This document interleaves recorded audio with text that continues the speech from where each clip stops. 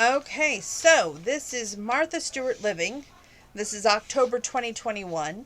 She has an entire calendar of everything in October to be excited about. It's gentle reminders, helpful tips, and important dates.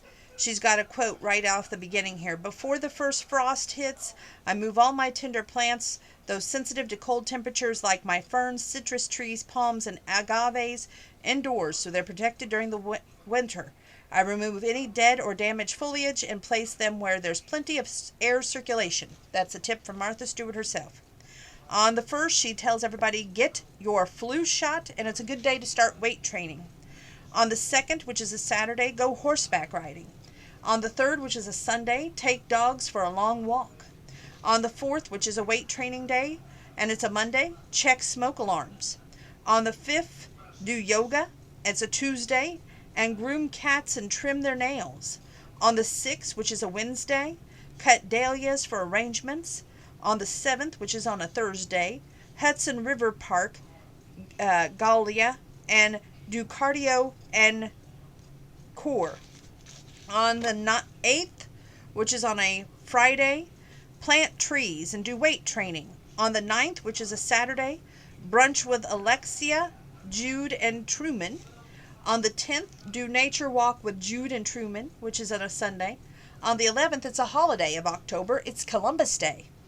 And it's weight training. On the 12th, which is on a Tuesday, prepare chicken coops for the winter and do your yoga. On Wednesday, she's got down, it's a harvest apple and make cider day. On Thursday, October 14th, move tender plants indoors and do your cardio and core. On Friday, October 15th, friend email Legacy's birthday. Oh, it's the Emerald Legacy's birthday, sorry. Weight training. On the 16th, which is a Saturday, make a pot of fish soup, which is on page 78. 17th, which is on a Sunday, go horseback riding. 18th, which is on a Monday, clean your gutters and do weight training. On the 19th, which is a Tuesday, friend Lawrence Booth Clibborn's birthday and do yoga. Wednesday is take drone photos of fall foliage. Thursday the 21st is QVC appearance. Check your local listings. Start planting spring blooming bulbs and do your cardio and core. On the 22nd of October, which is a Friday, pick pumpkins and do weight training. On the 23rd, decorate the house for Halloween on her Saturday there. The 24th, carve your pumpkins with Jude and Truman. 25th, rake and collect fall leaves for compost and do weight training. 26th, make spicy braised peppers and eggs, see page 57, and do yoga.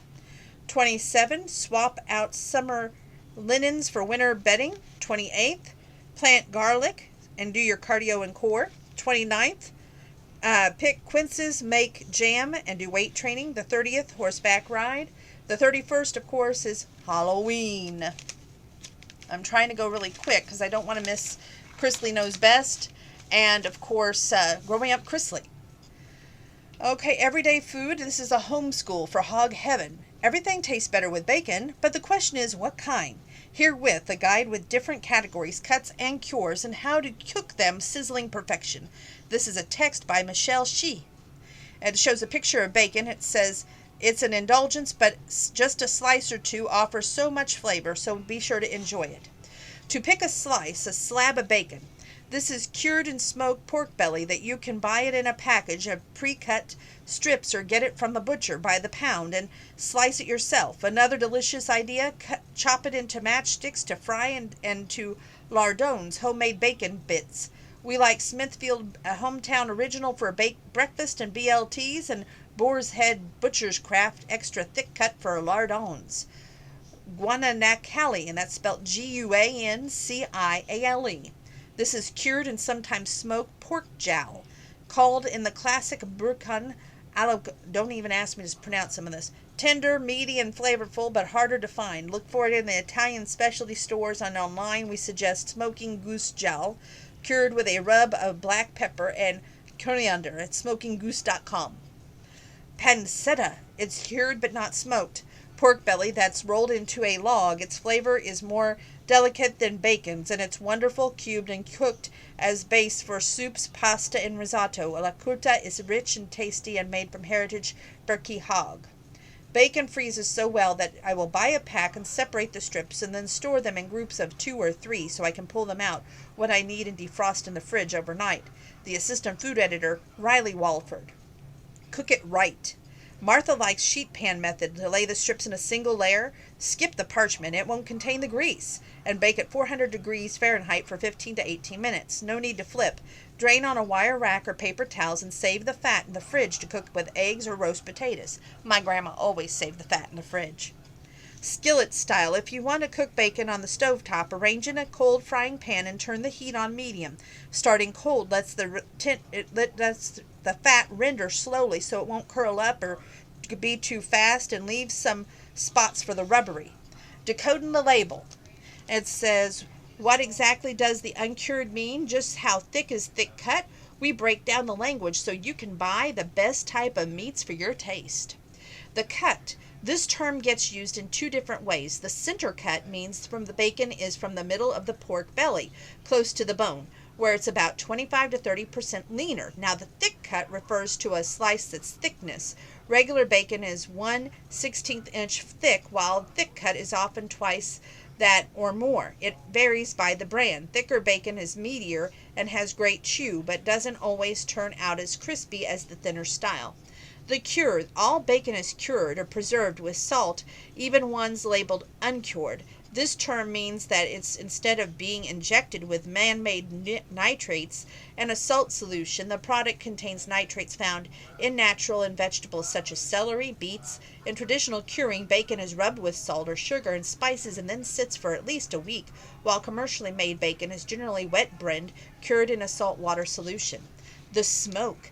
Bacon is usually heated over a wood fire to give it that smoky flavor. Look for the terms naturally smoked or hardwood smoked. Otherwise, the taste likely comes from a chemical-laden liquid smoke or mesquite or applewood versions that are much tastier than regular.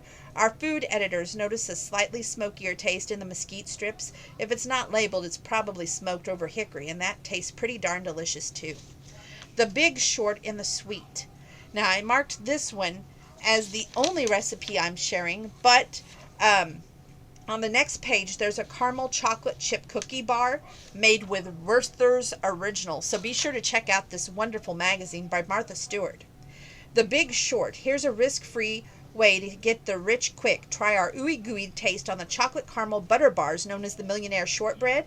We swap in crispy marshmallow laden rice for its base and add a thin layer of peanut butter caramel under the chocolate shell topping. Just invest a little time to let it chill and it pays off with every extravagant bite. This text is by Michelle Shih, recipe by Riley Wolford, and the photograph is by Nico Shinko. Okay, now here's the recipe for chocolate peanut butter caramel cereal bars. To speed up, step 2, use store-bought caramels. Simply replace the sugar, cream, and 2 tablespoons of butter with 8 ounces of soft caramels melted down with 3 tablespoons of heavy cream. What you will need: 8 tablespoons of salted butter divided plus more for the pan. 1 bag, which is 10 ounces of mini marshmallows. Pinch of flaky sea salt, such as Jacobson or Maldon, plus for the sprinkling. 4 cups of puffed rice cereal. 3/4 cup sugar. 1/3 cup heavy cream. 3/4 cup creamery peanut butter. 3 ounces of bittersweet chocolate chopped, and that's about 2/3 cup.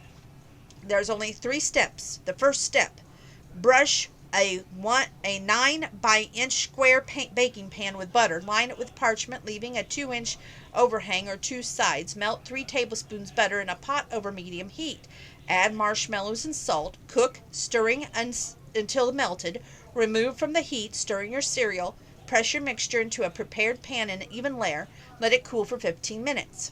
Your second step: in a small saucepan, combine sugar and 3 tablespoons of water. Cover and cook over medium heat, swirling pan a few times until sugar is dissolved and mixture comes to a boil. Uncover and cook undisturbed until mixture turns amber, about 3 minutes more. Remove from heat. Carefully add cream, 2 tablespoons of butter. It will bubble up. Stir until smooth. Let it cool completely, about 1 hour. Whisk in your peanut butter. Spread mixture evenly over the crust and refrigerate until firm. Now that's about 30 minutes. Now the third and final step, melt your chocolate and remaining 3 tablespoons of butter in small heat-proof bowls set over, but not in, a pot of simmering water, stirring until smooth. Spread evenly over a caramel layer. Let stand for 5 minutes, then sprinkle with salt and refrigerate until set, at least 30 minutes and up to 24 hours. Lift from the pan using overhangs. Using a serrated knife, cut into squares. Refrigerate in an airtight container between pieces of parchment up to 3 days. The active time is 20 minutes. Total time is 1 hour and 15 minutes. Makes 16 bars. Like I said, this is a great book. I hope you go pick it up. Martha Stewart Living, and it is October 2021. More to come later on. Don't go anywhere.